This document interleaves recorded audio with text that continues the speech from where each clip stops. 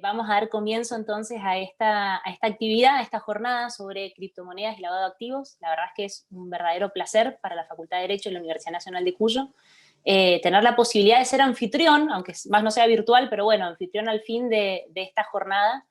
Un agradecimiento muy especial a ambos disertantes, tanto a María Eugenia Marano como a Nicolás Gross, por haberse sumado a esta invitación. La verdad es que no puedo imaginar sus agendas. Un 19 de noviembre, sé que fue difícil, así que el agradecimiento es doble. La virtualidad nos permite estar en muchos lados a la vez y pareciera que con un solo clic uno puede viajar a lo largo y ancho del país, pero no deja de ser muy meritorio porque sabemos también que las agendas son realmente muy cargadas. Un agradecimiento también muy especial a las chicas del Legal Tech Seed.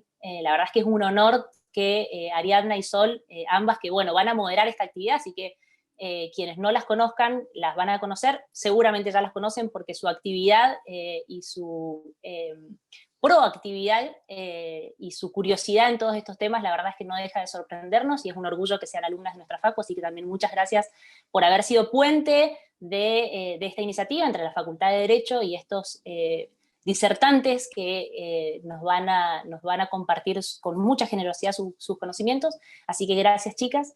Y bueno, y muchas gracias también a todo el auditorio, a profesores de nuestra facultad y personas tanto de la provincia de Mendoza como de otras provincias del país que se han sumado, y sin aburrirlos más, bueno, le cedo la palabra tanto a Ariadna como a Sol para que hagan las presentaciones de los disertantes que hoy nos van a acompañar.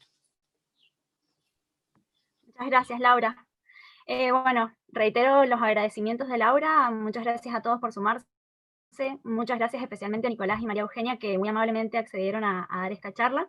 Ya ahora Ariadna Luján, que es mi compañera, los va a presentar. Bueno, nosotras somos cofundadoras de Legal Tech Seed, que ya nos nombró Laura. Legal Tech Seed es un semillero de ideas y de pensamiento, crítica, investigación, generación de contenidos, todo lo relacionado al derecho y la tecnología. Es un espacio abierto, es un espacio interdisciplinario, quizás algunos ya nos conocen porque veo bastantes caras conocidas que han estado en otras charlas de las que hemos organizado, quizás otros no. Ahora les vamos a dejar en un ratito las redes sociales por el chat, así se pueden sumar o pueden seguirnos para ver lo que hacemos. Es un espacio que, como ya decía, es abierto, es interdisciplinario, no está cerrado a profesionales, sino que pueden incursionar en este espacio tanto estudiantes como programadores o estudiantes de otras carreras o quien quiera, porque acá confluyen tanto actores sociales como docentes como alumnos para generar, como decía, contenido respecto al derecho a las nuevas tecnologías. Hace poquito estuvimos organizando una charla con Franco Amati, que es un referente en el mundo Bitcoin. También fue una charla que por suerte tuvo mucho éxito. Específicamente fue sobre Bitcoin para principiantes, y de esta charla surgieron varias cuestiones o dudas relativas a lo que es la regulación de las criptomonedas, de los criptoactivos. Entonces, bueno, decidimos organizar esta charla y bueno, nos dijeron que sí, María Eugenia y Nicolás, que son dos copados en el tema, así que ahora Ari los va a presentar.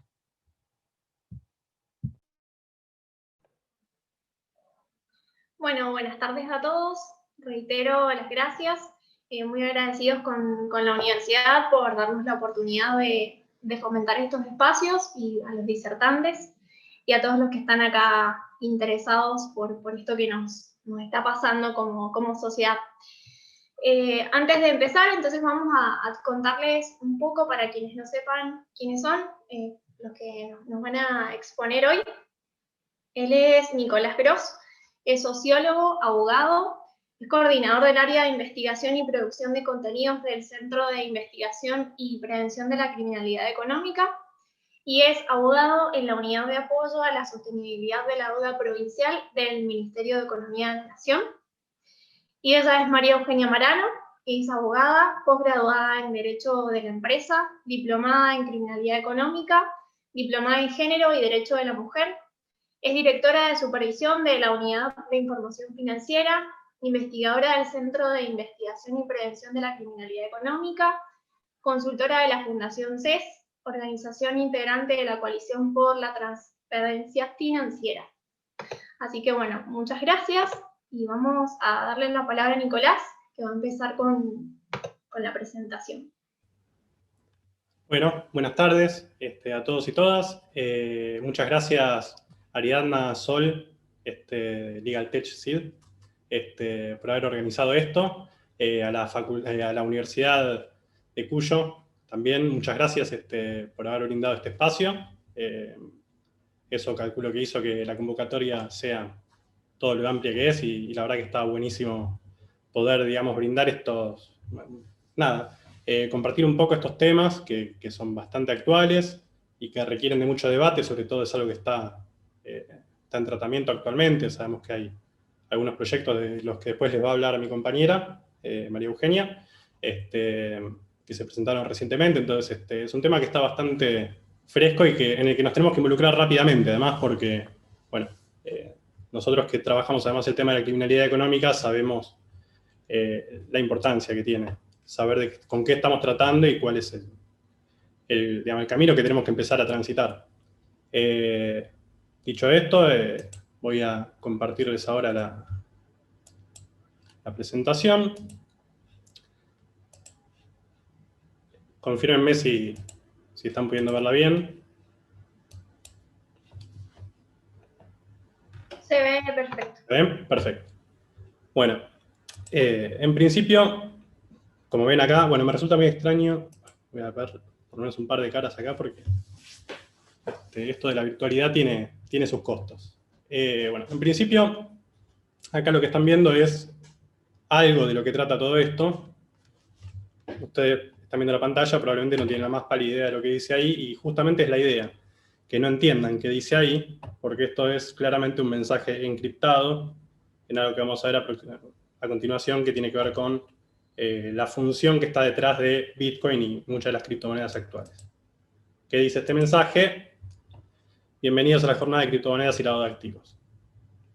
Es decir, lo que hice fue básicamente tomar este mensaje, encriptarlo con la misma función que usa Bitcoin, y el resultado, bueno, fue ese conjunto de caracteres y números extraños que acabaron de ver.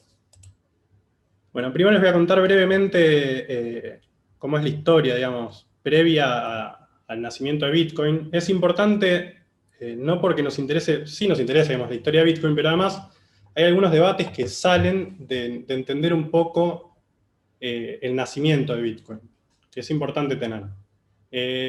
Lo primero que tenemos es David Chaum, que inicia una compañía que se llamó DigiCash, en la cual él lo que hace es crear prácticamente el primer sistema de transacciones de monedas con un dinero electrónico, digamos, a partir de una idea que tuvo. Él es un criptógrafo estadounidense que tuvo la idea de armar algo que es un sistema de firma digital encriptado. Es decir, yo firmo una transacción por una cantidad de dinero X, y esa transacción, que en definitiva es un mensaje que contiene esto, qué es lo que estoy gastando o qué es lo que qué intercambio estoy haciendo, esa transacción es encriptada de manera tal que nadie sabe exactamente qué es lo que dice esa transacción.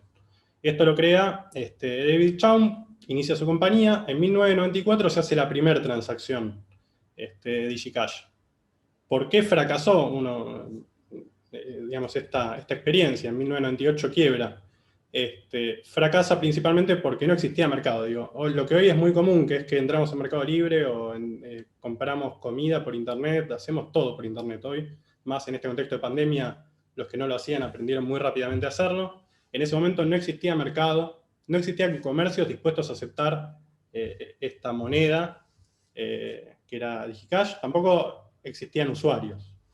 Por lo tanto, digamos, claramente la compañía fracasa. Sin embargo, lo que deja es este inicio, ¿no? Esta primera idea que después va a tomar Bitcoin, que es la de la firma digital encriptada.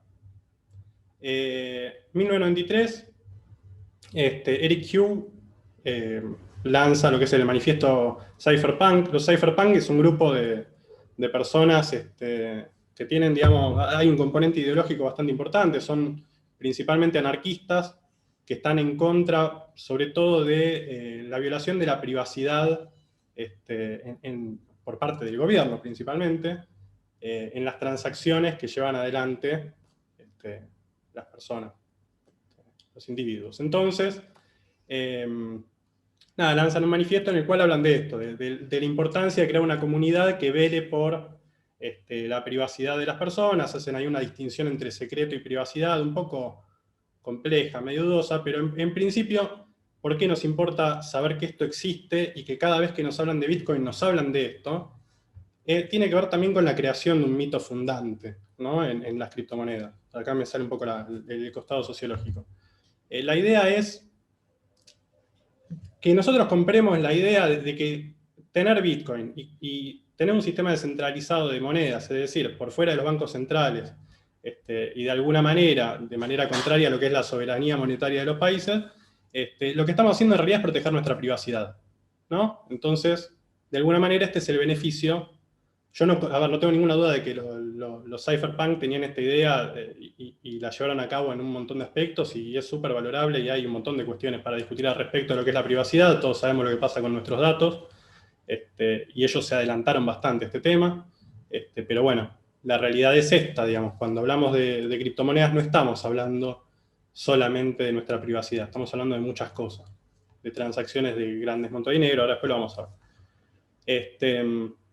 Siguiente punto, Hashcash.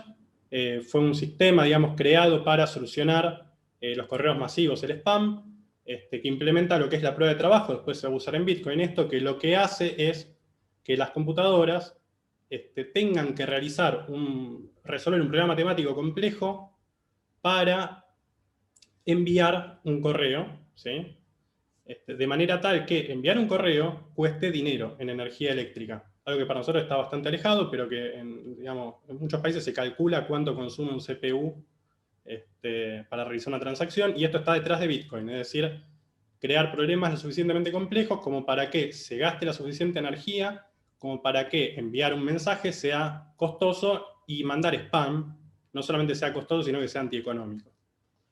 Después sigue B-Money, que es una iniciativa de Weidai, que lo que hace es incorporar firma digital, prueba de trabajo, y agrega la descentralización de lo que es el control de las transacciones. Esto es algo que DigiCash no tenía. De hecho, centralizaban ellos en su servidor todas las transacciones. Es decir, la privacidad que DigiCash prometía tenía como contrapartida que en realidad el que sí sabía todas las transacciones era DigiCash.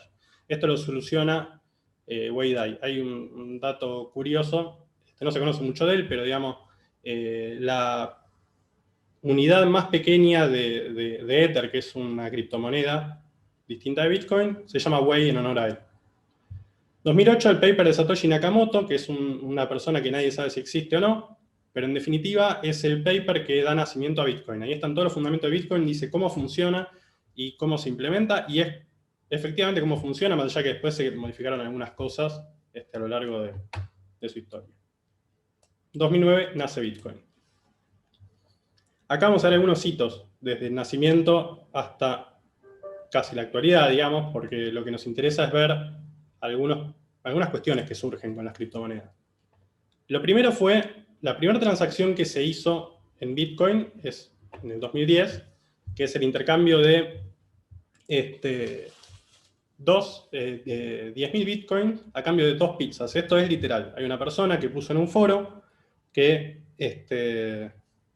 un segundo, una persona que puso en un foro que intercambiaba 10.000 Bitcoin por 2 pizzas.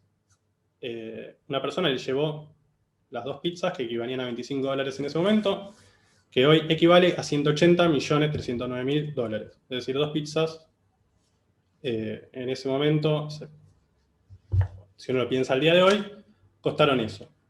Ese monto, si uno lo piensa, digo, por mi área de trabajo, equivale a la deuda de más de una provincia. Segundo hito. Se crea, no sé si conocen, hay un juego de cartas bastante conocido, Magic the Gathering, que es un juego de cartas coleccionables. A instancias de ese juego hay una persona que crea una suerte de exchange de cartas. Sobre ese exchange, que se llama MTGOX, justamente son las siglas de Magic the Gathering Online Exchange, nace el primer exchange de Bitcoin que llega a controlar entre el 70 y el 80% del volumen de las operaciones. Un monstruo. Al punto tal que cuando se sobrecalentaba las transacciones de Bitcoin, aumentando su valor de forma peligrosa, este exchange funcionaba como regulando ese mercado, frenando las transacciones. Como pueden ver, esto que les estoy contando no es porque no es algo menor, no es un dato de color lo de Magic, se creó un exchange que controló el 70-80% del mercado y podía controlar el mercado. O sea, esto pasó con Bitcoin, hoy no pasa, digamos, pero pasó en su momento. Silk Road, otro hito. Silk Road fue un sitio de internet dado de baja que funcionaba en lo que era la red Tor, digamos, lo que se conoce como Deep Web, que lo que hacían era vender bienes ilegales, drogas, armas, lo que sea, en un sitio que tenía toda la seguridad de la criptografía, es decir, no eran rastreables las transacciones que se daban en ese mercado negro, digamos, online. La historia de este sitio es que, bueno, en el 2013 el FBI le cae, lo dan de baja, logran recuperar algo así como 200.000 Bitcoin, algo por el estilo, de las transacciones que se realizaban en ese sitio.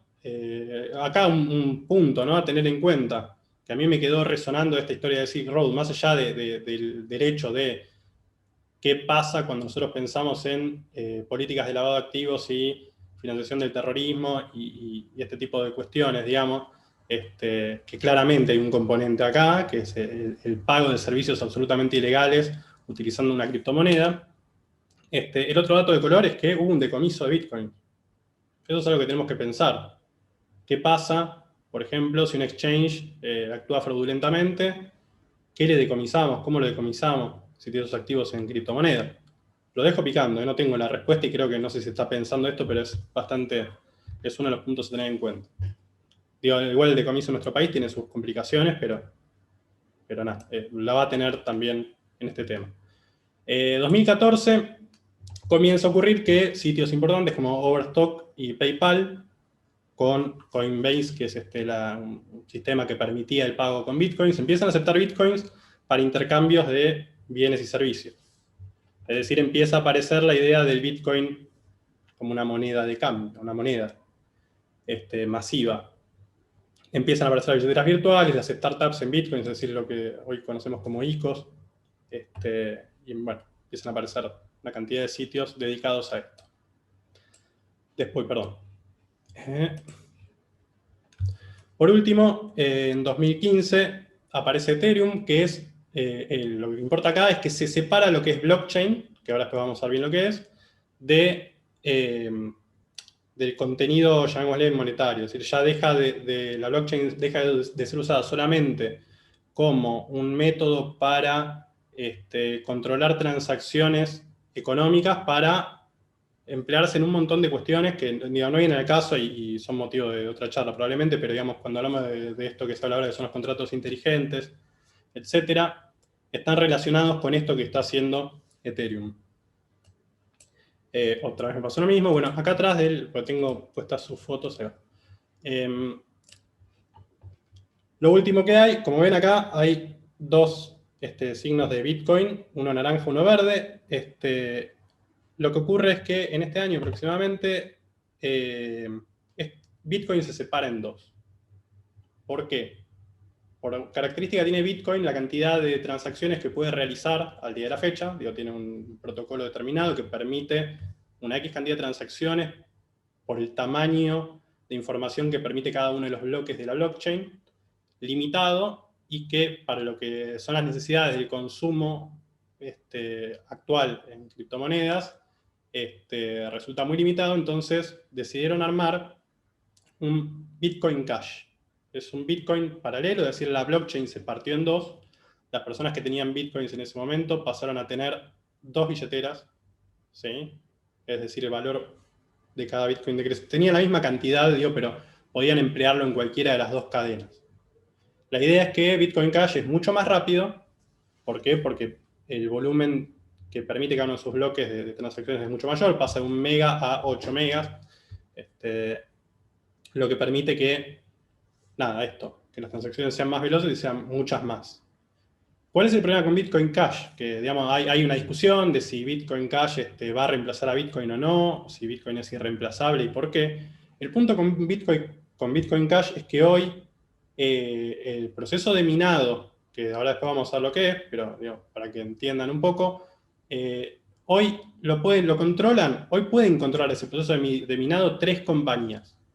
Es decir, el sueño de descentralización que había nacido con Bitcoin, en Bitcoin Cash ya no resulta tan bien. Es decir, 3 compañías podrían decidir fraudulentamente alterar la cadena, la blockchain, y alterar las transacciones dentro de la misma, con mucha más probabilidad que en Bitcoin. Avanzamos. Características.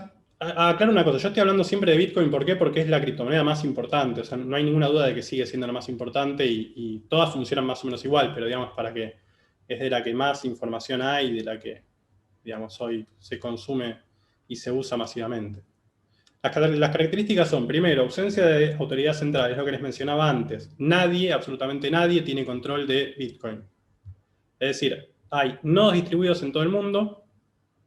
Por nodos nos referimos a computadoras que tienen los servicios instalados para trabajar con Bitcoin, y a su vez mantener para sí la totalidad de lo que sería una suerte de libro contable, de registro único de todas las transacciones a lo largo de la historia de Bitcoin. Es decir, cualquier usuario, de hecho todos ustedes los que están en esta charla, tienen la posibilidad de constituirse como nodo, minar Bitcoins y validar operaciones. Y en eso reside también la potencia de la blockchain, es decir, que al ser tan amplia la comunidad y tan complejo, digamos, que alguien se adueñe del proceso de validación, le da como cierta seguridad. Y además vamos a ver la cantidad de reglas que tiene, ahora las voy a mencionar, de hecho. Pseudoanonimato es la segunda característica que tiene que ver con que hay una clave pública, es decir, si yo quiero enviarle dinero a alguien, ese alguien me va a dar su clave pública para que yo le envíe dinero. Hay una clave privada, que es la que yo voy a tener para decir, desde mi cuenta voy a enviar X cantidad de dinero. Esa clave privada está encriptada, la clave pública, o sea, está todo encriptado, es decir, nadie, en definitiva, cuando yo hago una transacción, sabe qué es lo que estoy haciendo ni quién lo está haciendo. ¿Por qué? Porque cuando uno mira la blockchain, con lo que se encuentra es con eso que les mostré al principio, que es un hash. Es decir, un mensaje con una cantidad de bits, 256 bits, y una cantidad de caracteres absolutamente ilegibles. Es decir, nadie sabe qué es lo que está ocurriendo. Pero en definitiva, ¿por qué decimos que es pseudoanonimato? Si bien, digamos, ahora podemos ver que el hash es irreversible, entonces no es que uno puede leer. Lo que sí puede ocurrir es que, dada una transacción sospechosa, uno puede rastrear la IP desde la cual se realizó la transacción. Después vamos a ver que, como todo, siempre hay un plan B, ¿no? Registro histórico de transacciones, es lo que les decía, la blockchain uno puede bajarla hoy, termina esta charla, van a un sitio, se descargan la blockchain entera y saben exactamente todas las transacciones, tienen acceso a todo lo que pasó a lo largo de la historia de Bitcoin. Seguridad, bueno, las transacciones son aseguradas gracias a un protocolo basado en el consenso para la validación de las transacciones, es decir, el proceso de minado tiene a su vez un proceso de validación. El nodo que logra validar, ahora después, todas estas cosas que estoy diciendo suenan medio chino, se las voy a explicar en breve, pero digo, estamos hablando de un sistema que garantiza que un sinnúmero de actores participan en la validación de las transacciones. Es decir, por un sistema de votos, ¿sí? que funciona de alguna manera. Imagínense, si yo me hiciera 500 cuentas, ¿no? Con la pretensión de votar 500 veces, no puedo. ¿Por qué? Porque lo que está de fondo acá es la idea de que solamente puede validar un CPU por vez. No le importa la IP, sino que funciona de otra manera. Es decir, cada computadora tiene un voto, en definitiva. Ahora, yo podría tener 50 computadoras, sí, pero es caro. Por último, moneda deflacionaria, así, a modo como una gracia, puse un billete de 10.000 australes, que fue el primer billete que conocí, del cual tengo memoria.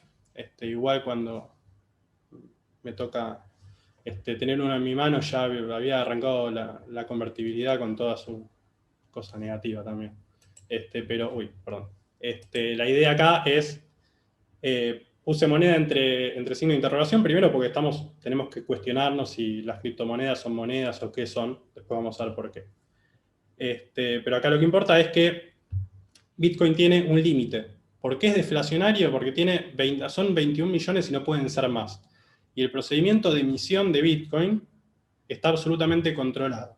Es decir, por cada 10 minutos se mina un bloque. Un bloque es un conjunto de información que tiene adentro suyo todas las transacciones que se dieron en un momento determinado. Pero acá lo que interesa es que está absolutamente controlado. Cada 10 minutos se produce un bloque y al producirse un bloque, la recompensa que obtiene el nodo, es decir, la computadora que logró, ahora vamos a ver por qué sistema, armar ese bloque, se lleva como recompensa una pequeña cantidad de bitcoins.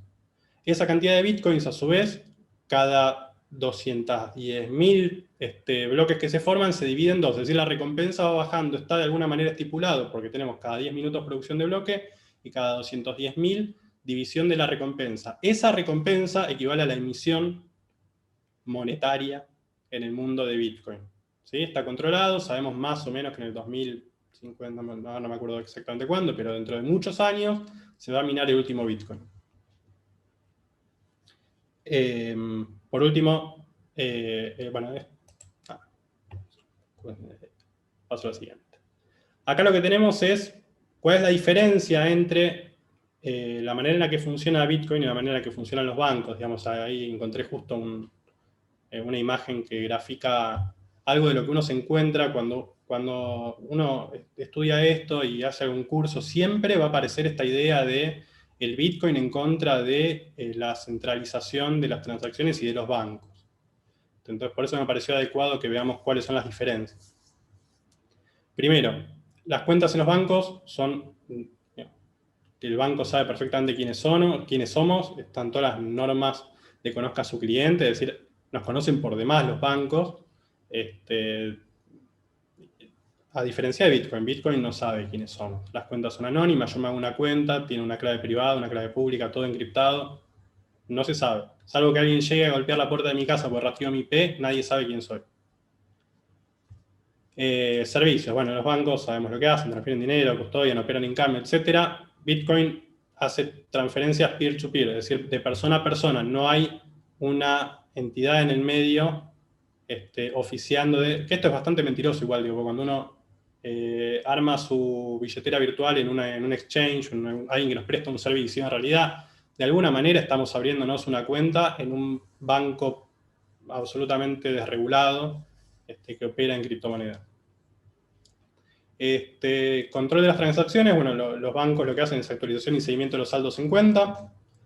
Bitcoin lo que hace es actualizar este gran libro contable que es la blockchain, donde se registran absolutamente todas las transacciones y se sabe exactamente qué pasó a lo largo del minuto cero en Bitcoin hasta la actualidad, se sabe qué pasó con todas las transacciones. ¿Qué más?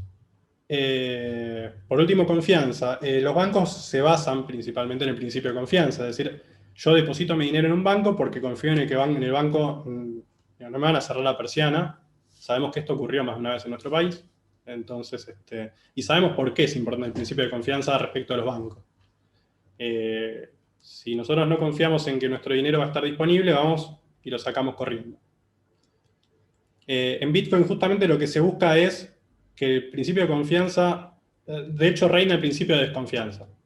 No hay que confiar en nadie más que en un protocolo, que es el protocolo de blockchain, y un conjunto de funciones matemáticas que nos garantizan privacidad, seguridad en las transacciones, etc.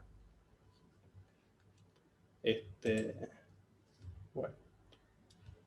Perdón, antes de esto sí quiero mencionar que este es otro punto a debatir. Digo. Cuando hablamos de criptomonedas y de regular las criptomonedas, estamos hablando un poco de qué pasa también con la soberanía monetaria de los países. Esto mismo que hablamos antes de que si es deflacionaria, si no es deflacionaria.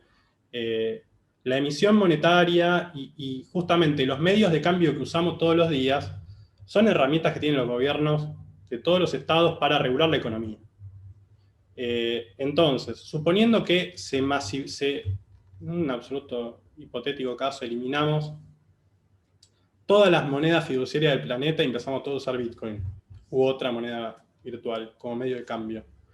Lo que pasa es que los estados, con las diferencias que mantienen entre sí, no tienen control. Digamos, todos los países, los desarrollados y los no desarrollados, necesitan, mientras vivamos en un mundo con estados nacionales, el control de la moneda es absolutamente necesario. Por lo menos de mi perspectiva, es absolutamente debatible y un poco el plan es que podamos debatirlo. Pero bueno, quería hacer un punto acá. Bueno, voy a hablar un poco de algunas cuestiones técnicas. Igual recuerden que yo programador no soy sociólogo y abogado. Esto sí lo estudié, lo conozco, pero por eso voy a tratar de transmitirlo de la manera más criolla posible, que es de la manera en la que yo lo pude entender también. Estas son algunas de las cuestiones que entran a jugar en Bitcoin y la blockchain. Primero, hash. ¿Qué es un hash? Es lo que les mostré al principio, que es este mensaje encriptado. SHA-256, hash-160 son las funciones que usa Bitcoin puntualmente para encriptar cada uno de los mensajes.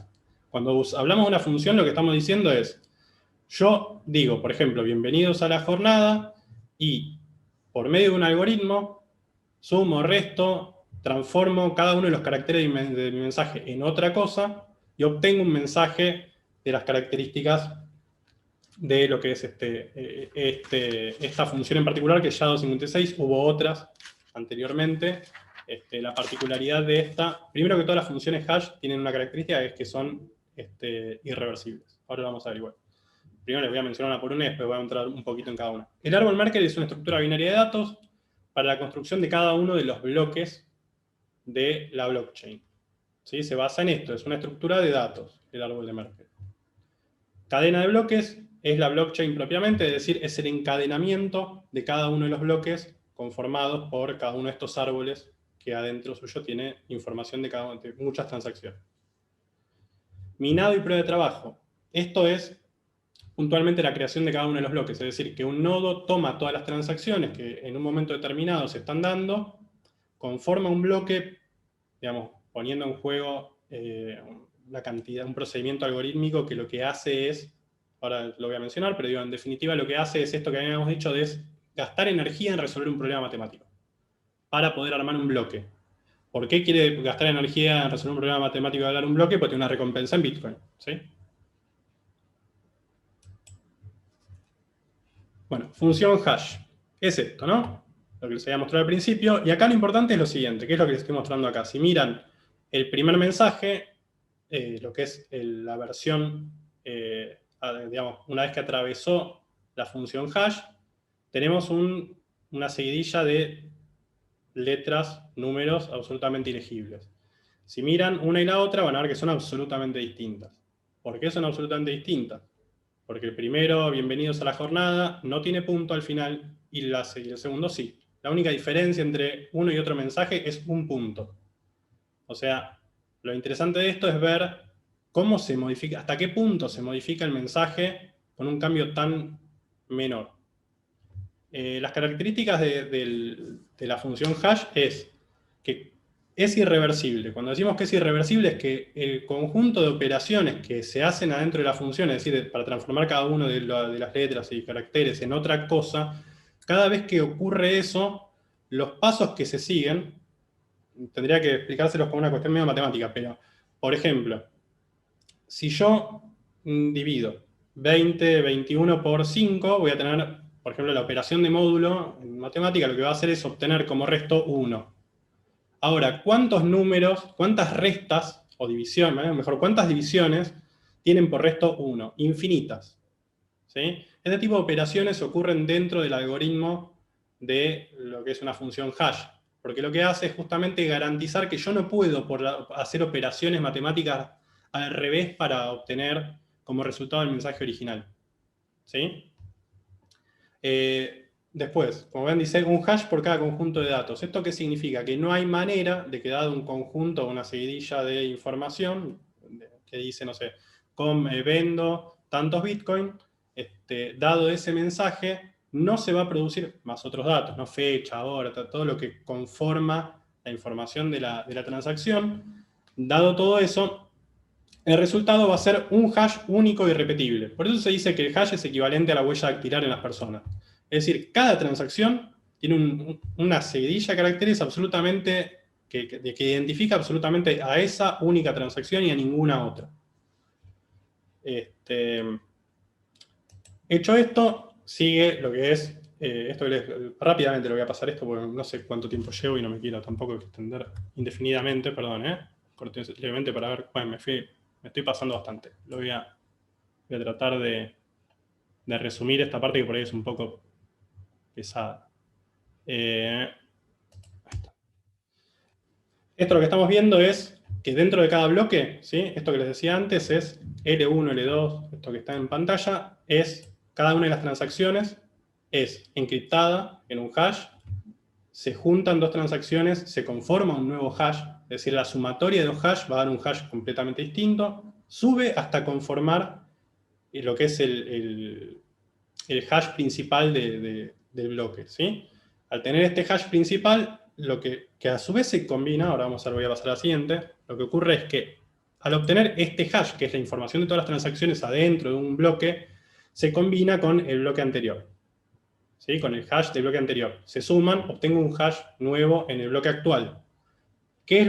¿Para qué sirve esto? Justamente para evitar que se produzcan modificaciones en bloques previos en la blockchain. La blockchain es justamente una línea de bloques. Cada bloque tiene dentro de sí, en su propio hash, un pedazo del hash, digamos, por un algoritmo, digamos, dentro del hash que obtiene ese bloque, está absolutamente relacionado con el bloque anterior. Si yo modifico cualquier hash adentro de cualquiera de los bloques previos, es decir, con modificar un solo valor de cualquiera de las transacciones previas, que puede ser, por ejemplo, un segundo de diferencia, ni siquiera altero el monto, altero en un segundo el momento de la transacción, ya me modifica absolutamente el hash de arriba, digamos, el hash principal del bloque, es decir, la información, esta suerte de huella dactilar del bloque, ¿sí? Y cuando yo la busco en el bloque siguiente, ya no me coincide. Entonces no puedo validarlo. ¿Sí? Así funciona, de alguna manera, este monstruo que es la blockchain y Bitcoin.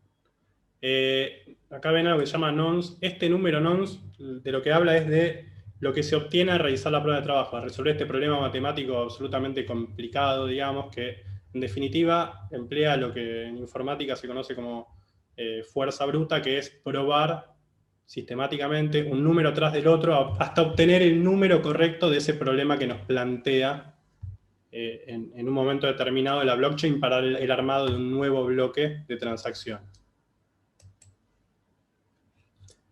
Acá tenemos lo que es la prueba de trabajo.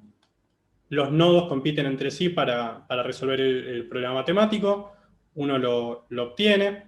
El resto de los nodos validan la información. Como les había mencionado antes, cada CPU equivale a un voto. El proceso de validación es mucho más veloz que el proceso de armado del bloque, porque si no, digamos, la blockchain sería inviable. Se incorpora el bloque a la blockchain y se recompensa con Bitcoin al nodo que obtuvo la respuesta correcta. Y ahí es donde les explicaba antes que este es el momento de la emisión de Bitcoin. Estos son los tipos de usuario. Acá es bastante molesto de ver, pero en definitiva lo que muestra esto es que uno puede ser minar Bitcoin, es decir, usar su computadora para crear nuevos bloques y minar Bitcoins, o uno puede sencillamente funcionar como billetera virtual y tener a su vez, por ejemplo, un exchange.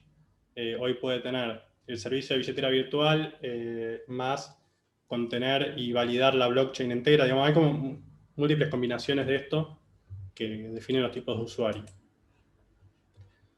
¿Son realmente sobre las criptomonedas? Primero, problemas derivados de la prueba de trabajo. Esto es lo que les mencionaba antes con Bitcoin Cash. Cualquiera que posea más del 50% del procesamiento total a nivel mundial, digamos, de Bitcoin, tiene la posibilidad de alterar la cadena. ¿Por qué? Porque ese que tiene la mayor cantidad, tiene la mitad más uno. Funciona como un sistema de votos, como cualquier otro. Si yo poseo la mitad más 1 del procesamiento total, puedo validar operaciones fraudulentas. Lo menciono, digamos, como algo que puede ocurrir, no como algo que ocurra fácilmente ni normalmente. De hecho, no ocurre en Bitcoin. Han ocurrido, digamos, fraudes y todo, pero es muy difícil que se dé por esta situación. Casi imposible, de hecho.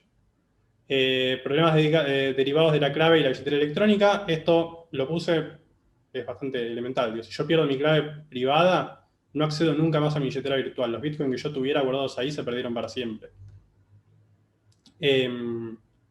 Problemas de volatilidad. Si bien, ¿por qué? Pero una cosa, ¿no? ¿Por qué esto de la clave? Digo, acá por una cuestión de pensar en el usuario. Si nosotros vamos a empezar a regular Bitcoin, las criptomonedas en general, tenemos que tener en cuenta que la forma en la que funciona es que yo realizo una transacción, no la puedo revertir. Si yo le mando a Ariadna 50 Bitcoins y me arrepiento, no puedo ir para atrás. No hay manera de que yo reverse la transacción. No puedo ir al banco y decirle, che, me equivoqué. Vemos cómo lo solucionamos. Problemas de volatilidad. Si bien el Bitcoin es considerada moneda deflacionaria, está expuesta a volatilidad, a la volatilidad propia muy parecida a los mercados financieros. ¿Por qué marco esto? Bitcoin en 2017 tuvo un pico y una caída brutal. Brutal.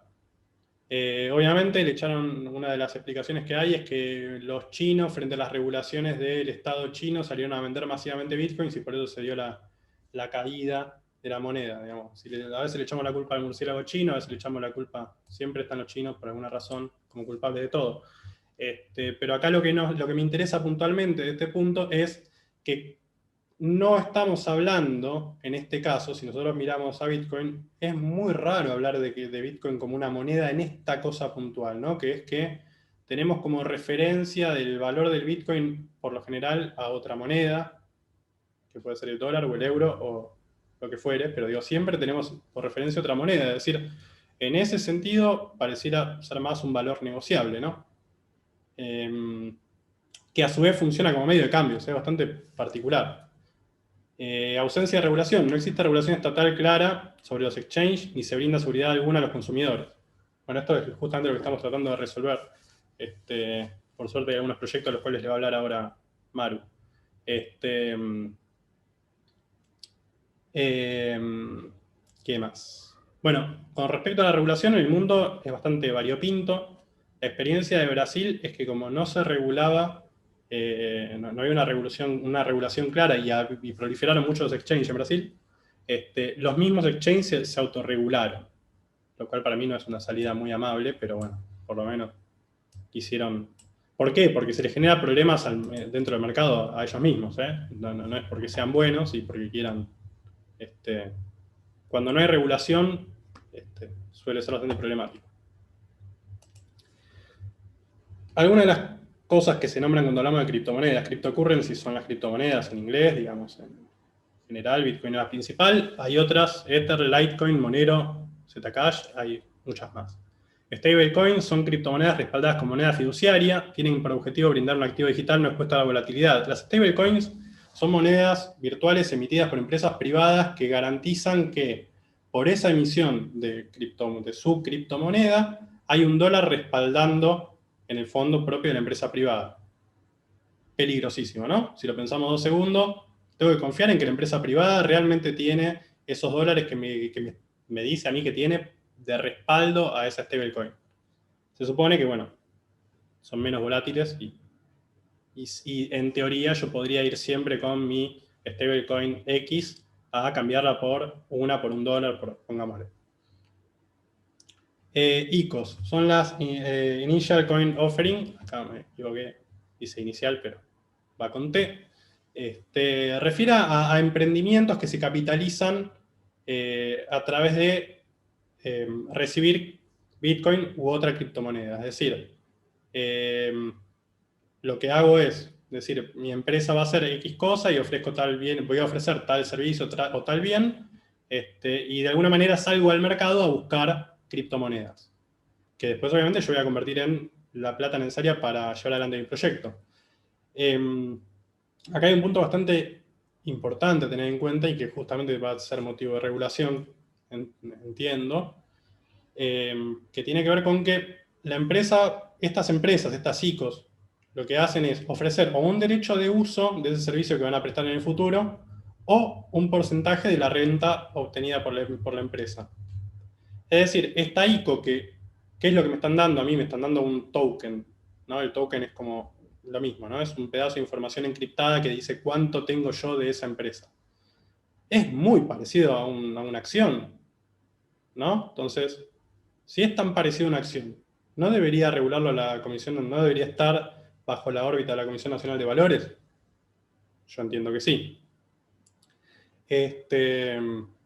Por último, la Central Bank Cryptocurrency es lo que les había hablado hace un rato, no sé si lo saben ustedes, pero tiene que ver con algo que está pasando en el mundo, que es que los bancos centrales están empezando a emitir criptomonedas soberanas basadas en la blockchain. Es decir, con la misma tecnología, ¿no? Esta de crear bloques encriptados que garantizan, descentralizados, que garantizan la seguridad de las transacciones, etc. Es un tema, es un mundo aparte esto, pero digo, China, en Europa se está haciendo, en todos lados se está haciendo esto. Acá, de hecho, hay alguna experiencia menor que anda dando vueltas, pero nada. Por último, en la Argentina lo que tenemos es esto.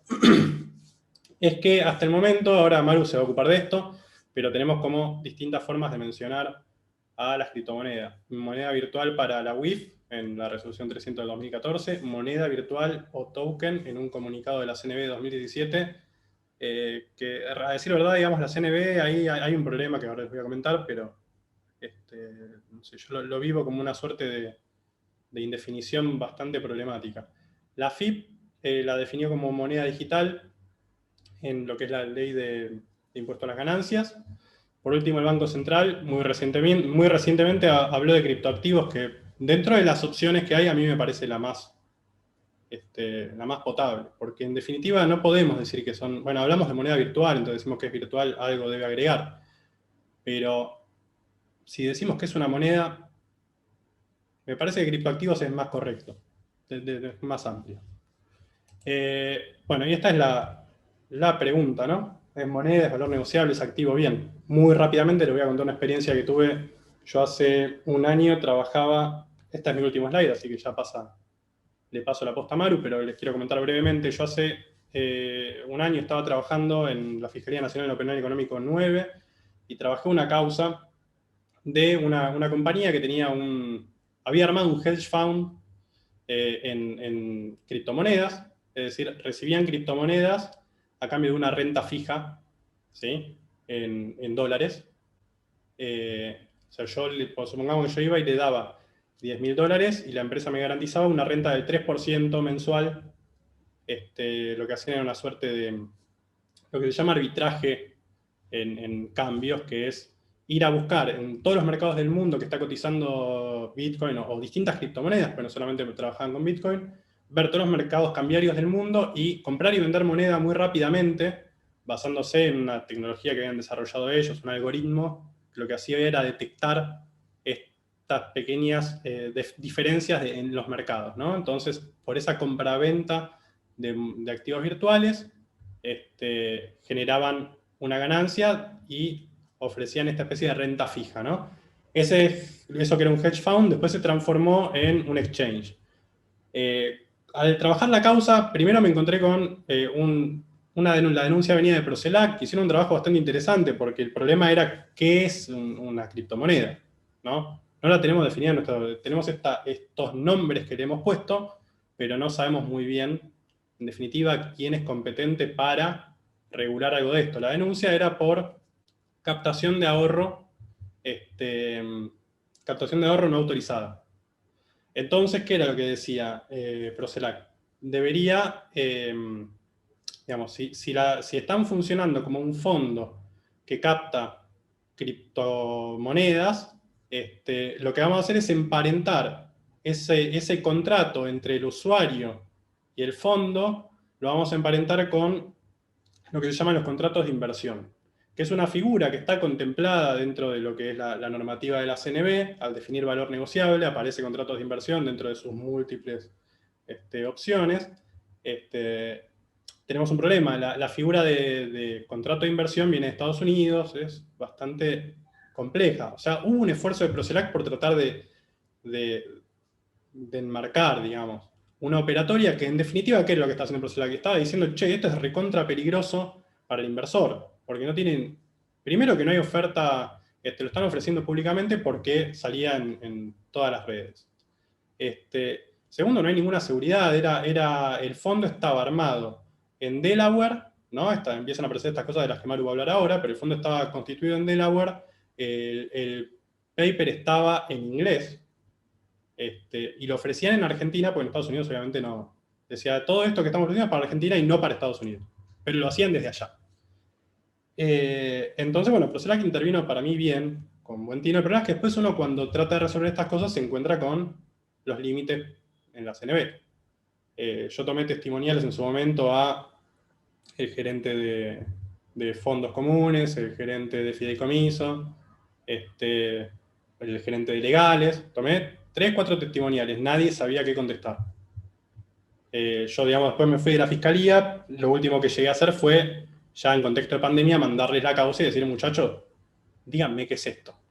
Porque en definitiva el problema ¿cuál era? Yo necesitaba saber si la CNB debía o no autorizar eso. Porque si la CNB no es competente para autorizar esas operaciones, entonces yo no estoy en el marco de una captación de ahorro no autorizada. Digo, porque ¿quién es la autoridad para autorizar? ¿Se entiende? Un poco son los problemas. También quería hablar de esto porque en definitiva estamos hablando, ahora Maru les va a hablar más de la cuestión del lavado de activos, pero me parecía interesante transmitirles qué es lo que pasó ayer, digamos, en una causa muy puntual sobre este tema. Así que bueno, muchísimas gracias por escucharme. Perdón que me extendí, pero nada, es un poco apasionante. Después me preguntarán lo que quieran.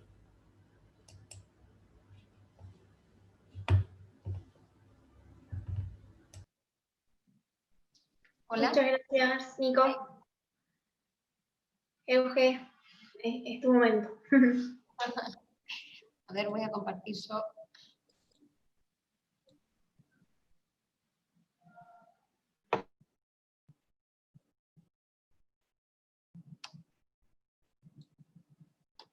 Disculpen.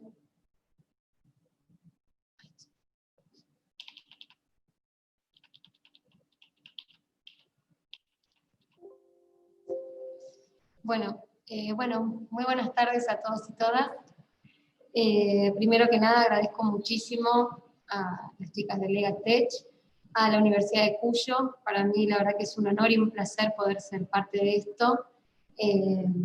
Además de ser del compromiso enorme que tienen estas jovencitas con estos temas, que nos lo traen, la verdad que también es reconfortante ver que gente tan jovencita se preocupe por esto, que lo distribuya, que lo trabaje tanto, y que las universidades les den este espacio, con lo cual lo celebro muchísimo y no quiero dejar de mencionarlo. Les agradezco muchísimo la confianza en este tema tan particular, ¿no? Lo escuchaba Nicolás hablar de este mundo, cómo lo mezclamos con el derecho. Las chicas me decían antes que la mayoría del público eran abogados, estudiantes de abogacía, y yo creo que más de uno ha quedado con los ojos abiertos como diciendo, ¿de qué me están hablando? ¿De dónde saco el hash? ¿De qué norma? ¿Dónde metemos todo esto? Es una gran novedad que está generando impactos muy grandes, y por eso de alguna manera cambié el título, porque me voy a enfocar a cómo este tipo de nuevas monedas, nuevos activos, impactan en los sistemas de prevención de lavado de activos, financiamiento del terrorismo. Voy a focalizar más que nada en lo que es el lavado y en cuáles son las principales vulnerabilidades del sistema en razón de estos nuevos mecanismos de intercambio. El lavado de activos, como ya, seguramente muchos saben, es el proceso en virtud del cual los bienes de origen delictivo se integran en el sistema económico, para darle una apariencia de licitud. Consta de 3 etapas, fundamentalmente: la colocación, se dispone del producto, de la actividad ilícita y se lo integra al sistema financiero. Dinero que viene de la trata, de la droga, de la compra de armas, etcétera, etcétera, venta de armas.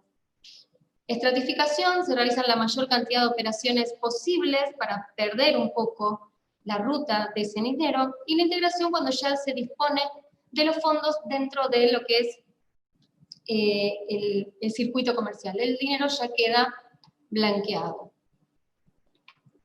Financiamiento del terrorismo, también, yo acá no sé si lo ven bien, yo veo todo cortado, perdónenme la interrupción, pero ¿ustedes lo ven bien? Sí, ok, yo lo veo bien. Sí, se ve bien, en el chat corroboran que se ve bien. Ahí está. Financiamiento del terrorismo, bueno, recolectar bienes o dinero que no necesariamente provienen de actividades ilícitas para ser utilizados y aterrorizar a la población o hacer que autoridades públicas, nacionales o gobiernos extranjeros realicen determinada actividad o realicen un hecho o se abstengan de hacerlo, a los fines, ya les digo, de aterrorizar a la población. Como les decía antes, todo el dinero que se lava proviene de distintos tipos de actividades que de manera directa impactan, lastiman, rompen con los sistemas y con los grupos más vulnerables de una sociedad. Por eso es que hay que prestar especial atención, y por eso los traemos hoy también a este debate, porque de alguna manera estas nuevas tecnologías mal usadas están generando nuevas herramientas y posibilidades para las actividades criminales. Marco normativo internacional, el Grupo de Acción Financiera Internacional, a razón de un montón de flujos financieros y a los fines de mitigar los riesgos que se producen a través de estas actividades, dicta y fija estándares y promueve la implementación de medidas regulatorias y operativas a los fines de combatir el lavado de dinero, la financiación del terrorismo y la proliferación de armas de destrucción masiva. Nuestro país es parte del Grupo de Acción Financiera Internacional que dicta recomendaciones a los países a los fines de que se mitiguen todos estos tipos de riesgos.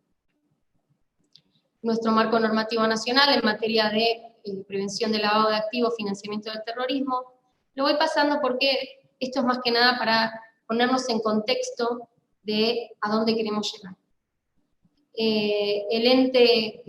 El organismo central, el organismo rector en la materia es la Unidad de Información Financiera, que es quien dicta las distintas políticas que van a llevar adelante los distintos sujetos obligados, enumerados en el artículo 20 de la Ley 25.246, a los fines de mitigar los riesgos del lavado de activos y financiamiento del terrorismo. Bien, conforme a esto, los países miembros del GAFI toman las recomendaciones que el GAFI nos da, tienen un documento que se funda en las 40 recomendaciones más las 8 recomendaciones específicas de terrorismo y proliferación de armas de destrucción masiva, y en esta recomendación lo que hacen es fijar estándares que luego cada país los va a adecuar a su normativa interna para generar sistemas más transparentes que permitan evitar el uso de instrumentos, el uso de personas jurídicas de manera indebida a los fines de vulnerar los sistemas de prevención de lavado de activos. Entonces, ¿qué nos dice respecto propiamente de las nuevas tecnologías?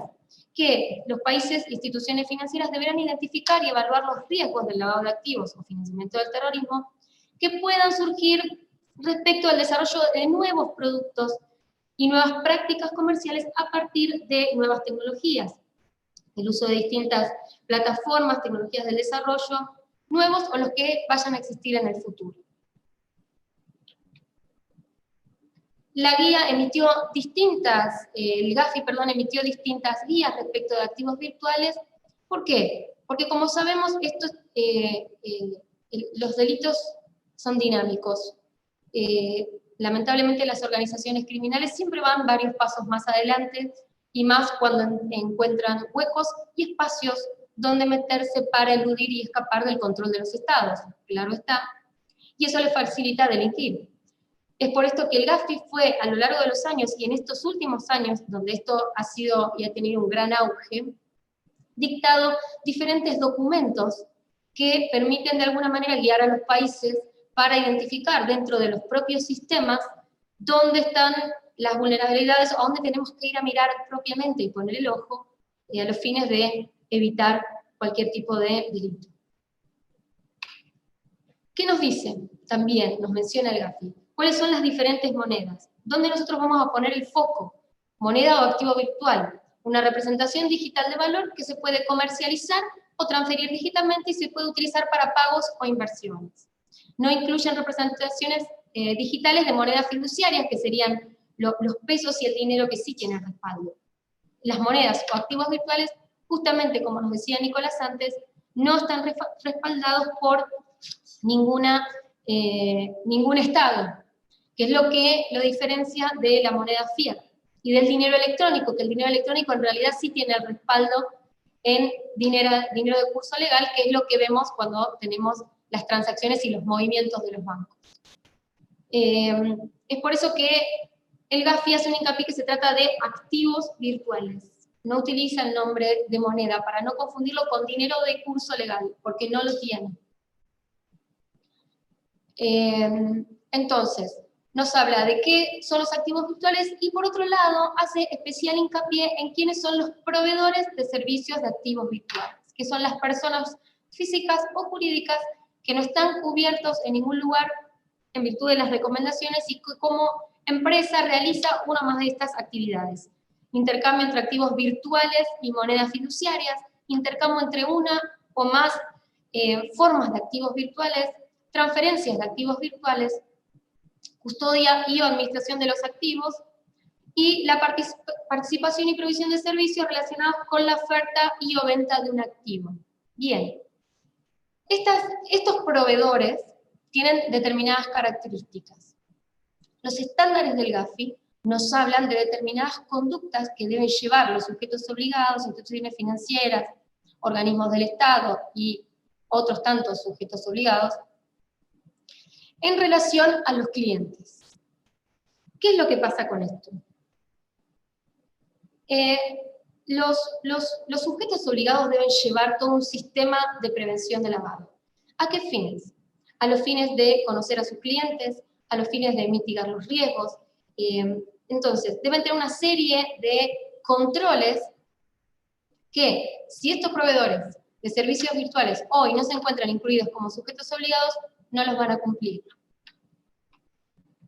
Entonces, ¿cuáles son las obligaciones que nos recomienda el Gafi que deben tener? Deben implementar medidas preventivas, que las instituciones financieras, incluida la debida diligencia del cliente, el mantenimiento de los registros, del reporte de las operaciones, deben registrarse cuáles son todas las operaciones que pasan a través suyo, porque son de alguna manera intermediarios.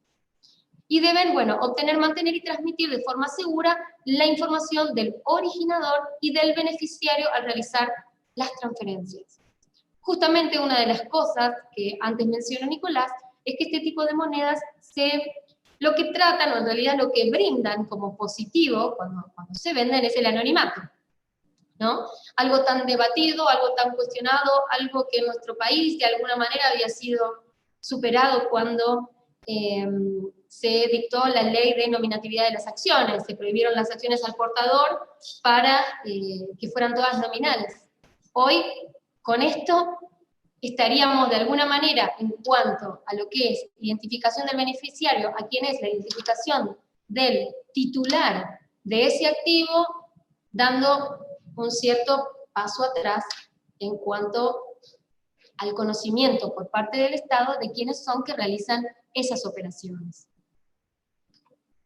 Bien, en función de esto y en función de todo el análisis que va de manera continua realizando el Gafi, de todas las nuevas tipologías que se van dando en todo el sistema, estas tipologías para lavar dinero, cuáles son todas las formas que encuentran los criminales para integrar a nuestro sistema formal todo el dinero que sacan de las actividades delictivas.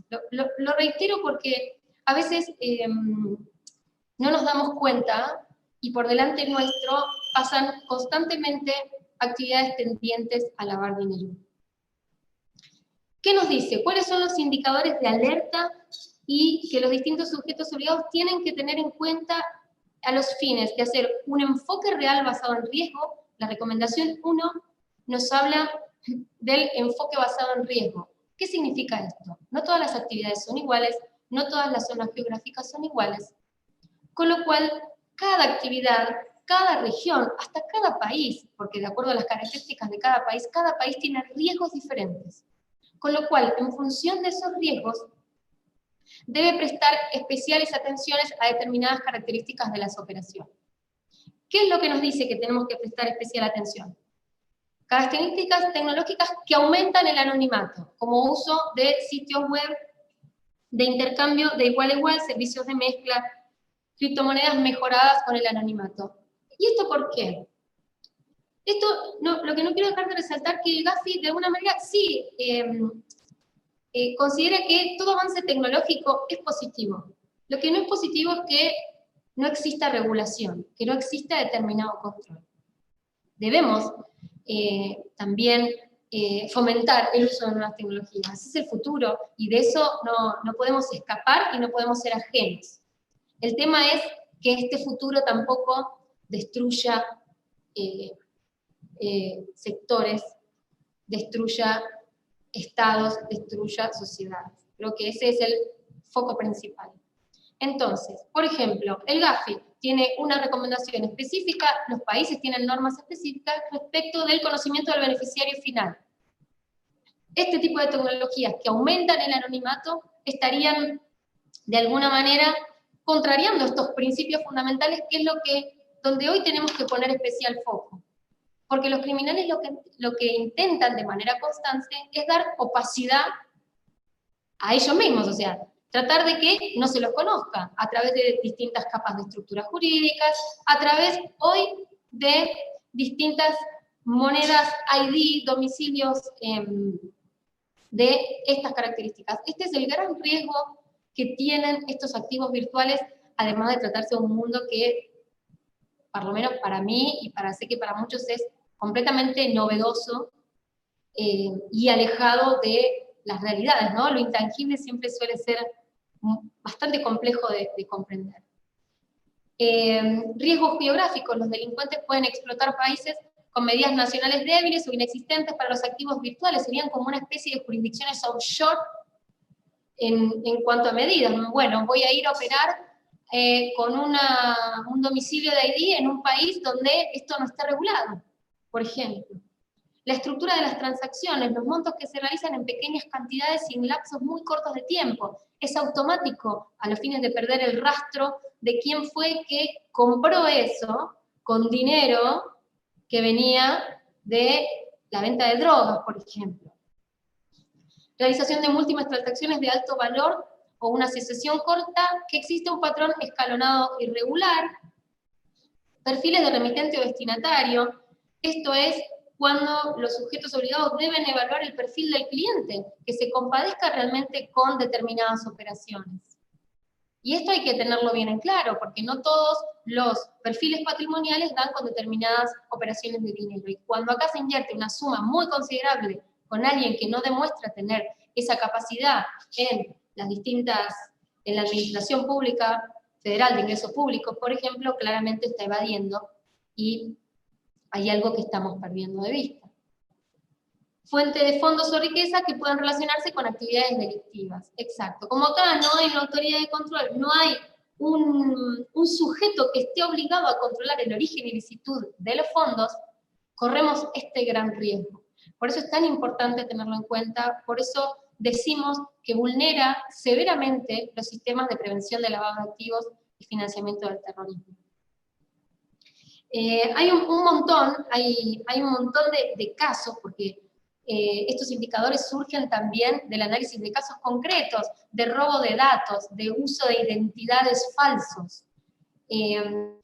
Estas monedas se utilizan mucho en lo que se llama la dark web, donde operan los criminales, donde hay compra y venta de órganos, compra y venta de personas, de drogas, de armas, pornografía infantil. No estamos hablando de cosas pequeñas, estamos hablando de delitos graves, realmente graves. Entonces, perder la ruta de ese dinero justamente impide impide decomisos y impide poder frenar con la actividad delictiva, que es lo peor. También se utiliza la creación de empresas fantasmas a los fines de comprar y empezar a abrir cuentas a nombre de distintas empresas que en realidad no realizan ningún objeto. Solamente son creadas para comprar y vender activos virtuales devenidos de actividades delictivas. Entonces, bueno, los países van adoptando distintas posiciones respecto de esto. Hay jurisdicciones que prohíben el uso de activos virtuales, hay jurisdicciones que lo han regulado de manera más laxa, otras que han tenido regulaciones mucho más estrictas. Algunas todavía no tienen nada, entonces, bueno, están permitidas y van andando solas. Bueno, esto es un poco lo que les decía, ¿no? Los distintos enfoques regulatorios. Algunos los asimilan a las entidades financieras, otros directamente los han prohibido, y otros, como les decía, no tienen aún regulación. ¿Qué es lo que pasó en nuestro país en el año 2014? El Banco Central de la República Argentina sacó un comunicado diciendo que ellos no eran la autoridad de aplicación respecto del uso de estos activos. Bueno, está la circular que antes se mencionaba. Es cierto, hoy en estados contables se ven reflejados como activos intangibles, porque no está prohibido comprar monedas virtuales. Y ojo, no toda compra proviene de dinero habido de delitos. Por eso es tan importante esto. Si yo el dinero de mi actividad decido invertirlo en activos virtuales, no hay ningún impedimento para ello. Y está bien, y es legal que así sea. La ley de impuesto a las ganancias también lo incorpora como hecho imponible a los fines de la tributación. Esto trae ciertos inconvenientes, porque el gran problema que tienen estas monedas, estos activos, es que no está definido cuál es la jurisdicción. Eso es muy complejo de rastrear, porque depende de donde se haya realizado la operación. Entonces, ¿cuál es la legislación que tomo? ¿La nacional, la extranjera, del país donde esté? Es muy complejo. Por otro lado, también la FIP dictó la resolución 4614 del 2019, donde de alguna manera regula un régimen informativo para la utilización de plataformas digitales, a través de las cuales también se operan con activos virtuales. Y por su parte, la UIF en el año 2014 hace una primera aproximación, habla de lo que son las monedas virtuales en aquel entonces, y lo que le dice es a los sujetos obligados es que tienen que prestar especial atención al riesgo que implica las operaciones efectuadas con monedas virtuales, y les exige que establezcan un seguimiento reforzado de estas obligaciones, evaluando esto que les decía, que se ajusten al perfil del cliente que las está utilizando, por lo menos, siempre y cuando lo tenga a la vista, porque siendo que no está regulado, tampoco es muy común encontrar que se vean reflejadas operaciones con activos virtuales. Y por otro lado, lo que exige es a todos los sujetos obligados que reporten de manera sistemática, mensual, todas aquellas operaciones efectuadas con monedas virtuales, siendo que no tenemos una reglamentación propia de los activos virtuales donde se deban cumplir con determinados recaudos, por lo menos exige a los sujetos obligados a que nos informen, a que informen al organismo de control cuando se opera con estas monedas. ¿Cuáles son los objetivos que tenemos como unidad de información financiera y que tenemos como país? Porque esto abarca un sistema mucho mayor. Relevar quiénes son los actores del mercado, donde se puede haber impactado el uso de estos nuevos activos, casas de cambios virtuales, billeteras virtuales, proveedores de servicios. Evaluar la inclusión de los proveedores de servicios de activos virtuales como sujetos obligados, justamente para que puedan cumplir con toda la normativa que exige la ley 25246 y las distintas reglamentaciones de la unidad de información financiera, que puedan ser supervisadas, que se pueda controlar que efectivamente estén teniendo un sistema de monitoreo y de prevención y de control, de prevención del lavado de activos, normas específicas para los proveedores para que se incorporen políticas de debida diligencia y reporte de las operaciones, y justamente incorporarlos dentro del esquema de supervisión con un enfoque basado en riesgo. Bueno, estos son algunos ejemplos, después vamos a distribuir el material para que también lo tengan, no quiero demorar el tiempo de preguntas, pero bueno, son casos que han sido alarmantes. El de Liberty Reserve ha sido muy, muy importante a través del uso de la creación de esta empresa que emitía activos digitales. Se lograron lavar como 6 billones de dólares, 6 billones de dólares en activos ilícitos. Pensemos lo que significa esa cifra, en un mundo donde millones de niños se mueren de hambre. Porque esto es así, debemos generar también este enlace, ¿no? Que esto no muera en lo que se trata de una norma, o que piensen que tan solo se trata de un control del Estado. Estamos pensando en políticas también sociales. Millones de niños se mueren de hambre, y a través de estas herramientas se lavan millones y millones, donde más de uno nada, disfruta y se divierte con el uso de este dinero. Skill Road, que es lo que nos mencionaba Nicolás antes, Western Express, bueno, han sido casos muy resonantes. No obstante, si vamos en las noticias, hoy día aparecen cotidianamente secuestros extorsivos donde se pide el pago de un rescate en bitcoins. ¿Para qué? Para no rastrear quién es el que está realizando el secuestro, por ejemplo. El robo de datos, el phishing, el ransomware que le dicen, robo de datos, y que piden el pago a través de monedas virtuales. Y es lo que tampoco garantiza que se devuelvan los datos de manera completa, etcétera, etcétera. Se han habido casos recientemente de este tipo de operatoria en grandes empresas multinacionales. Y podría seguir la triste lista. Acá les dejo algunos materiales de consulta, también para que busquen, son estas guías que han estado elaborando desde el Grupo de Acción Financiera Internacional. Y bueno, espero haber sido clara, por lo menos dejar la inquietud de lo que esto significa, a lo que nos enfrentamos también, y frente a lo que como profesionales también tenemos que prestar especial atención. Muchísimas gracias.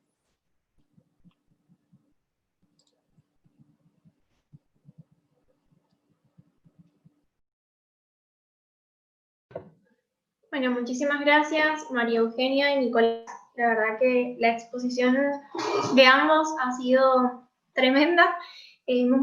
Al menos yo aprendí un montón, probablemente el resto de la audiencia también. Así que vamos a pasar a la parte de las preguntas.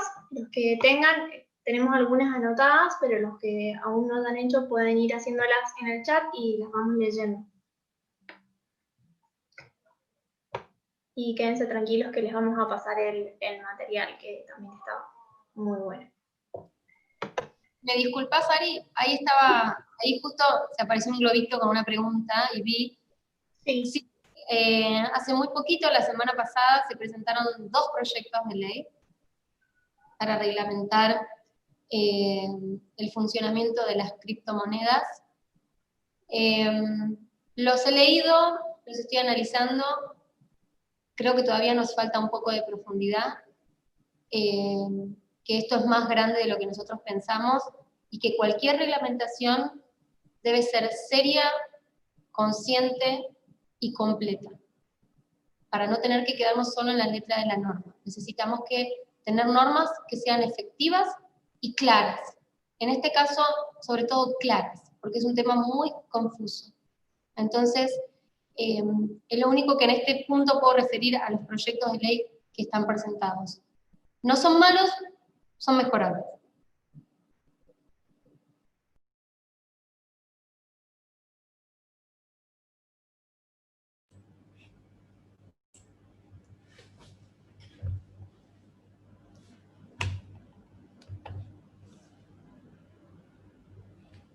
Acá hay una pregunta De Jessica, que dice, ¿hay alguna regulación para cuando uno retira ganancias de un exchange extranjero?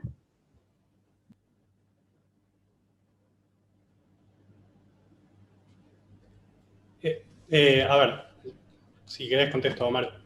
Lo que tenemos que tener en cuenta es que las criptomonedas son, en definitiva, activos inmateriales, como mencionó antes María Eugenia. Es decir, sí, digamos, le cabe todo lo que es legislación tributaria, por ejemplo. Bienes personales. Yo puedo, si tengo activo en el extranjero, no deja de ser una riqueza que además está evaluada según, por ejemplo, la ley de impuestos a las ganancias. La forma de saber cuánto vale mi Bitcoin es, si no me equivoco, se calcula al 31 de diciembre, puedo estarme equivocando en esto, puedo estar siendo impreciso, pero al 31 de diciembre de cada año se calcula el valor de la Bitcoin a la cotización de ese momento. Y en función de ese valor, ¿no? Después repercute en lo que es ganancias, bienes personales. Así que sí. El punto con esto, igual, me parece que tiene que ver con algo de lo que mencionaba Maru. Si yo tengo una billetera virtual en el extranjero, ¿qué tan rastreable es, digo, en definitiva? Porque sí, a ver, yo impuestos tengo que pagar, tengo la obligación. Si la pregunta es, ¿me lo van a rastrear? Y es más difícil. Si es difícil rastrear una cuenta en un banco en el exterior, imagínense rastrear una cuenta en una billetera virtual de criptomonedas. Y a eso se le suma algo más. Digamos. Supongamos que estamos hablando de una billetera virtual en un estado que tiene una regulación. Hay algo que tiene que ver con que no necesariamente yo tengo que ir a una billetera virtual de un exchange para tener mis criptomonedas. Las puedo tener yo, como persona física, tener mi cuenta privada, mi billetera virtual propia. Por ejemplo, puedo contratar un servidor en Tanganica y tener mi billetera virtual ahí y andar a buscarme. Estos son los grandes problemas con las criptomonedas. A ver, hay algo que sí quiero resaltar que dijo antes Maru, que es nada, a ver, yo no quiero que todo lo que dije suene a que las criptomonedas son malas o que la blockchain es mala, Todo lo contrario, para mí es algo maravilloso y después lo que hacen las personas con eso ya es más complejo. Por ejemplo, hay un punto que mencionó Maru que tiene que ver con sistemas de lavado que hay hoy. Digo, les propongo lo siguiente, termina esto, googleen. ¿Cómo mantener transacciones en Bitcoin en el anonimato? Les van a aparecer un sinnúmero de formas. Y hasta les van a decir cuál es la manera más segura, cómo evitar, porque digo, Maru mencionó que hay servicios, por ejemplo, de mezcla de Bitcoin, ¿no? Unos sitios que lo que hacen es mezclar todas las transacciones, un pack de transacciones y distribuirlas. Es decir, no se sabe quién se metió ahí, cómo salió ni a dónde fue a parar. Digo, se arma una bolsa de transacciones donde después es absolutamente imposible de rastrear quién fue y a dónde fue. ¿Sí? Y ahí, digamos, lo problemático podría llegar a ser que hay un sitio que tiene la información de todas esas transacciones. Entonces, de última, le caigo al sitio. Pero hay muchas otras maneras de no utilizar esos servicios. Hay otras maneras de hacer estas cosas. Entonces, eso lo que hay hay que regular... enseñar, Nico, eso no hay que enseñar. ¿Cómo? Eso no hay que enseñar. No lo estoy enseñando. Estoy diciendo que justamente, digamos, acá estamos rodeados de abogados. Yo lo que digo es, me parece que es importante que sepamos de qué estamos hablando. No creo que nadie vaya a buscar la manera, porque además van a fallar, digo, esto lo tiene que hacer alguien que sabe. Lo que les digo es que hay infinidad de maneras. Entonces, por eso esto que dice Maru de que hay que buscar la profundidad en la norma que ensayemos a futuro. Nada, eso, digamos.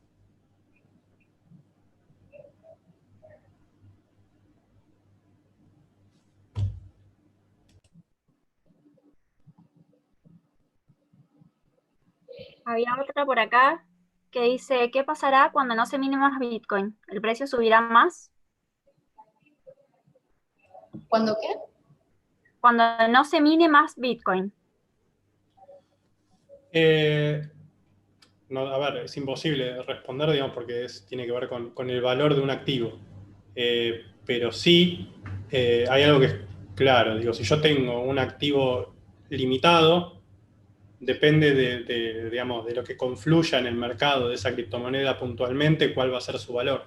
Es lo que les decía antes, Bitcoin no tiene un valor en sí mismo, sino que tiene un valor reflejado en una moneda fiduciaria y, por sobre todo, en las monedas fiduciarias, bueno, el dólar y el yuan también. Entonces, va a subir o va a bajar. Además, depende mucho de los avatares de las criptomonedas de acá al futuro. Por ejemplo, yo les mencioné Bitcoin Cash. Existe la posibilidad de que esa criptomoneda, ese derivado de Bitcoin, termine por ganarle a Bitcoin, Bitcoin pierda valor. Existe la posibilidad de que Bitcoin de golpe deje de existir, porque nadie nos garantiza que esto va a ser eterno. Este es el gran problema que tiene que ver con lo que decía antes Maru. No hay jurisdicción sobre esto. O sea, estamos parados sobre una comunidad gigantesca. Digamos, así como digo esto, no hay jurisdicción, también digo, hay una comunidad gigantesca que es hasta en un punto más profunda y más segura que muchos estados, en cuanto a su continuidad y, digamos, sobre todo por su diversidad. Pero no deja de ser cierto que no hay un estado detrás de nada de todo esto. Bueno, de hecho, perdóname, Nico, una de las cuestiones que se proyectan en las dos presentaciones que se hicieron es, hay un consentimiento informado que debe darle ese proveedor de activos virtuales a quien vaya a solicitar, al cliente. Un consentimiento informado y que dentro de las cosas que indica es el riesgo de pérdida, entre otras cosas. Me llamó poderosamente la atención que a los fines de operar con determinado activo me hagan suscribir un consentimiento informado, por ejemplo. Es interesante, tiene mucho sentido, pero habla de esto, habla de que no hay un respaldo, y te lo tengo que hacer saber porque estás corriendo un riesgo grande. Y eso es un poco, eso como para mechar un poco qué es lo que se viene pensando.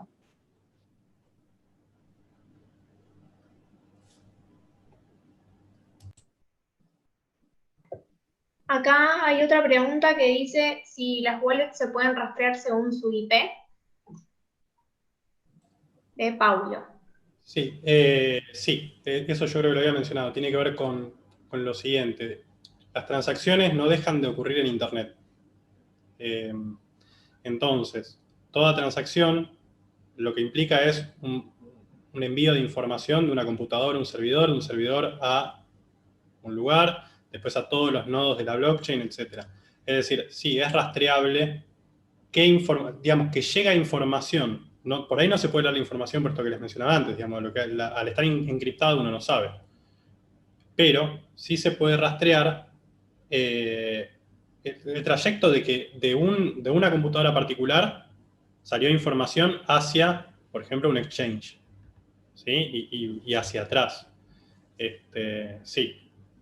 Por eso, digamos, también está esta cuestión, nuevamente, por ahí me acusan de hacer docencia del mal, pero digo, sí me parece que es importante saber que, digamos, todo lo que tiene que ver con tecnología, digamos, siempre hay maneras de evitarlo, el rastreo. A ver, así como hay manera de evitar el rastreo de IP, también va a surgir alguien que genere una manera de rastrear a pesar de, porque siempre estamos en esta lucha constante, ¿no? Entre lo que es la ciberseguridad y el mundo hacker, que todo el tiempo está poniendo a prueba. No digo que los hackers sean malos para nada, estoy diciendo sencillamente, sí, algunos son muy malos, otros no, pero digo, es necesaria esta puesta a prueba permanente de estos sistemas.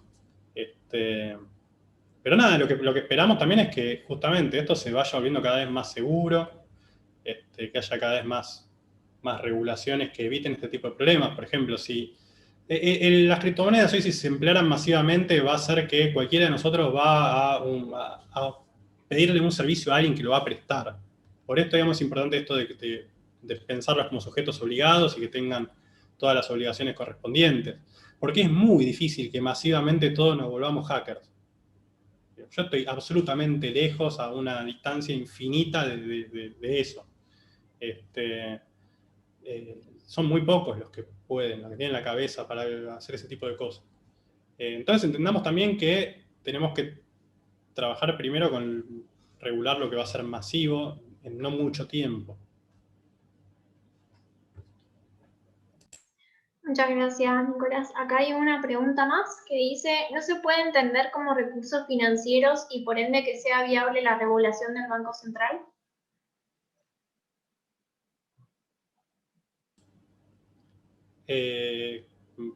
A ver, el Banco Central hoy, por ejemplo, tiene una regulación, no me acuerdo el número del comunicado, pero sí tiene, dentro de lo que es su norma de exterior y cambios, regulado que para el acceso, digamos, a moneda, a criptomonedas, hay que hacer un pasaje por, por el mercado de cambios. ¿Sí? Esto está cambiando, igual cambió hace muy poco, porque tengamos en cuenta una cuestión. Tenemos serios problemas con el dólar hoy en Argentina. Entonces hay una cantidad de regulaciones que cambian a la velocidad de la luz. Entonces yo puedo estar diciendo algo que cambió ayer, ¿sí? Pero digo, a principio de año desde el año pasado en realidad, había la norma exterior y cambios, una decisión que pasaba porque uno, para acceder a una criptomoneda, tenía que acceder al mercado de cambios, es decir, a un dólar para comprar una criptomoneda. Y ese movimiento quedaba absolutamente registrado, ¿sí? Hoy eso puede haber cambiado, lo aclaro por las dudas. Y lo otro que sí, es muy poco la normativa que hay hoy. Esto tengámoslo claro.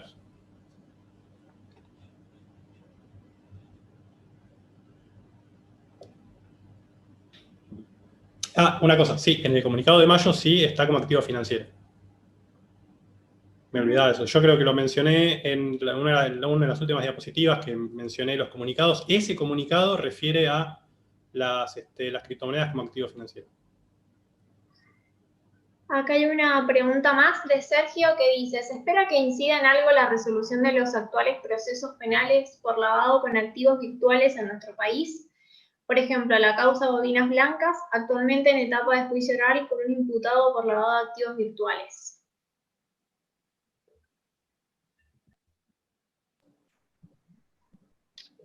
Sí, la idea es que se está trabajando en todo un proceso de reforma normativa para ir adecuando, pero mientras no tengamos un marco legal claro, las resoluciones son reglamentarias de lo que hoy tenemos. Entonces, respecto de que se opere de determinada manera, lo que necesitamos es una ley de fondo, me parece, y que es necesaria, y que sí, yo creo que se va a ver reflejado, que es necesario, y se toman también estos antecedentes.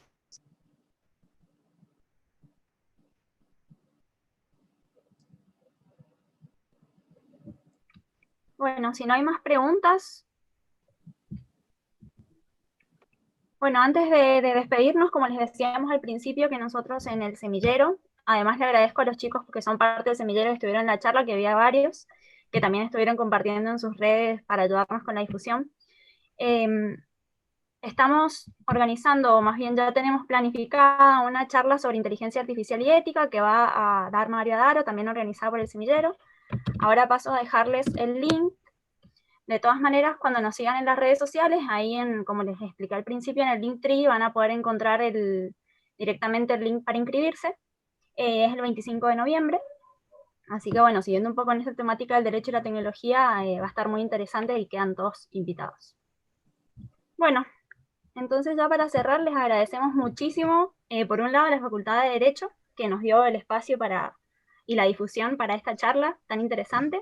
Y bueno, por otra parte, a María Eugenia y a Nicolás, que dieron una exposición buenísima y súper entendible. Espero que todos se hayan llevado algo, algún aprendizaje, y que sigan incursionando en este mundo que a nosotras nos apasiona tanto, que es la tecnología aplicada al derecho y todo lo que tiene que ver con esto.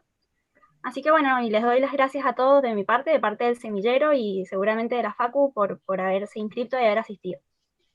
Muchas gracias. Acá piden segunda edición, María Eugenia y Nico, esto no nos había pasado. Piden la parte 2. Vamos a organizarla. Vamos a pensarla. Con mucho gusto. Aprovecho para agradecerles a ustedes y a todos los que estuvieron presentes. Gracias. Chicas, muchas gracias. Desde la Facu también agradecemos obviamente a María Eugenia y a Nicolás, y bueno, a ustedes y a Legal Teach, que también nos han acompañado, y bueno, esperamos seguir sumando más actividades juntos. Así que muchas gracias a todas las personas, y comuníquense por el tema de los certificados, ahí ya lo pusimos con el mail de extensión@derecho.uncu.edu.ar. La segunda edición la hacemos allá en Mendoza, entonces. Por supuesto, los vamos a esperar acá. Nos vamos para allá. Así no me ven verde, además. Con la presencialidad. Muchísimas gracias, chicas. La verdad es un placer escucharlas y un placer poder compartir este espacio con ustedes y con la universidad y con todos los que están comprometidos con este tema que realmente es muy, muy importante que todos conozcamos. Así que bueno, hay que seguir dándole para adelante. Muchísimas gracias. Gracias. Gracias.